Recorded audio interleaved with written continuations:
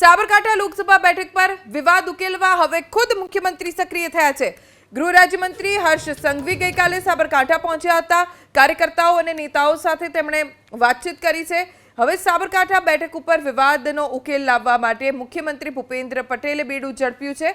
ગૃહ રાજ્યમંત્રી હર્ષ સંઘવી બાદ સીએમએ પણ દરમિયાનગીરી કરવી પડે તેવી સ્થિતિ સર્જાઈ છે। સાબરકાંઠા અરવલ્લીના પદાધિકારીઓને ભૂપેન્દ્ર પટેલે તેડું મોકલાવ્યું છે। જિલ્લા પ્રમુખ, મહામંત્રી અને પ્રભારી સહિતના આગેવાનોને મુખ્યમંત્રીએ બોલાવ્યા।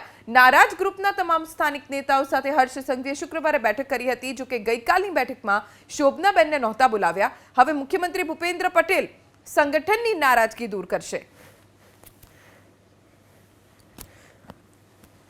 મુખ્યમંત્રી ભૂપેન્દ્ર પટેલે સાબરકાંઠા જિલ્લાના હોદ્દેદારોને તેડું મોકલ્યું છે। એટલું જ નહીં, 4 એપ્રિલે ખુદ CR પાટીલ, ભાજપના અધ્યક્ષ, તેઓ સાબરકાંઠાનો પ્રવાસ કરવાના છે અને હોદ્દેદારો સાથે મુલાકાત કરશે, કાર્યકર્તાઓ સાથે વાતચીત કરશે।